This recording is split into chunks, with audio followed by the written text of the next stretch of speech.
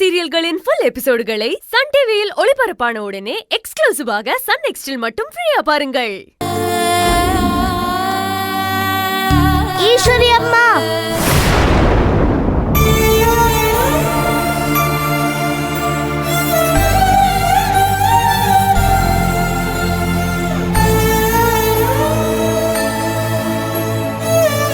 வெண்பா,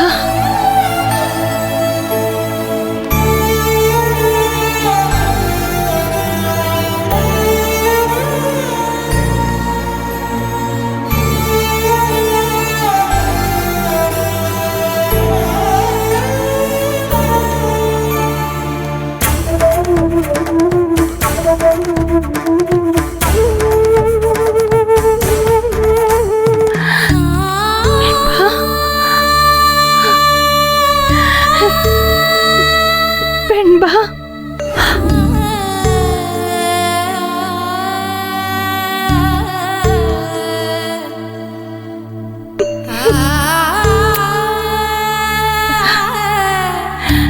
எப்படி இருக்கே செல்லு?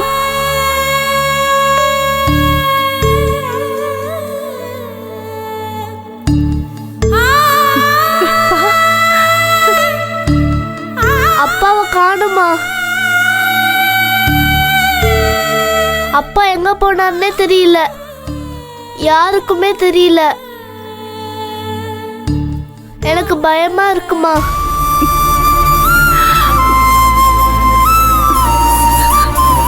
இதுக்கப்புறமும் தர்ஷினியை அவங்க கண்டுபிடிப்பாங்க நம்பிக்கையோட இருந்தோம்னா அது பெரிய முட்டாள்தனமாக இருக்கும். ஒரே வழி, நாம் இங்கேருந்து வெளியே போனால் மட்டும்தான் தர்ஷினியை கண்டுபிடிக்க முடியும். இங்கேருந்து தப்பிச்சாகும்.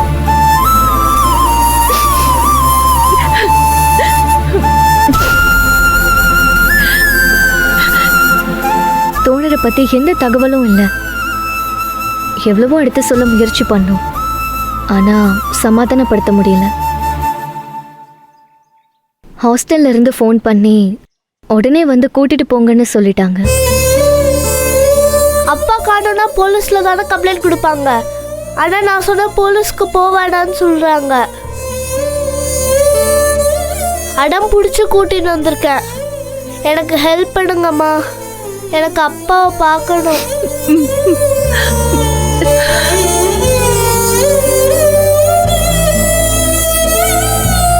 அம்மாவுக்கு ஆன மாதிரி அப்பாவுக்கு ஏதாவது ஆயிடுமான்னு பயமா இருக்குமா? ஐயோ, அப்படிலாம் சொல்லக்கூடாது.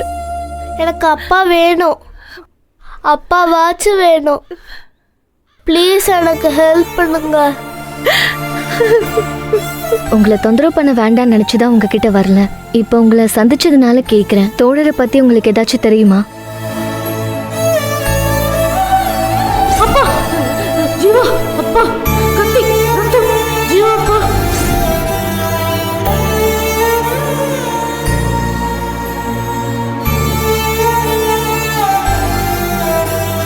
ஈஸ்வரி அம்மாக்கு தெரிஞ்சா நிச்சயம் கிட்ட சொல்லிருப்பாங்க. அவங்களுக்கும் தெரியல.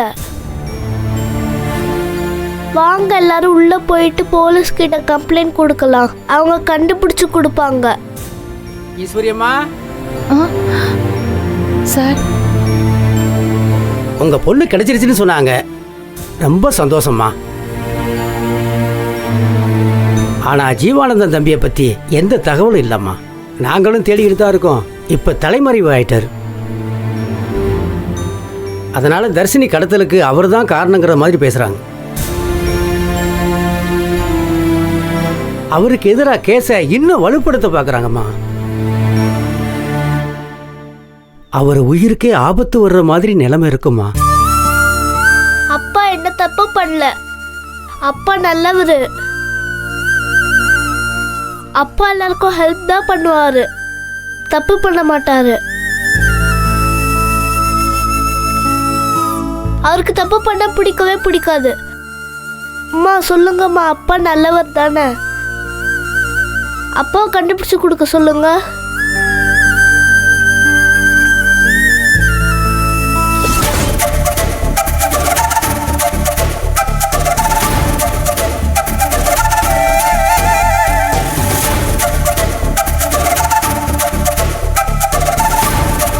மேடம், இவங்க தான் ஈஸ்வரி.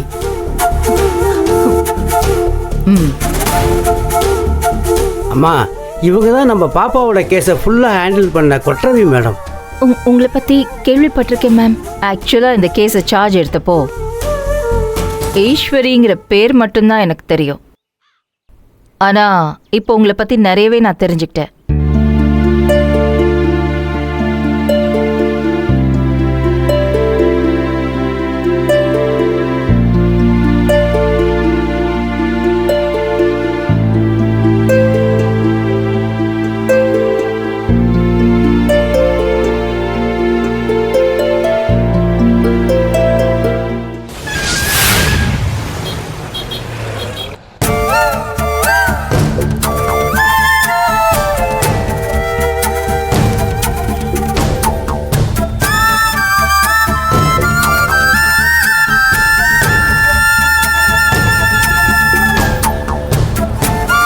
Sir sir sir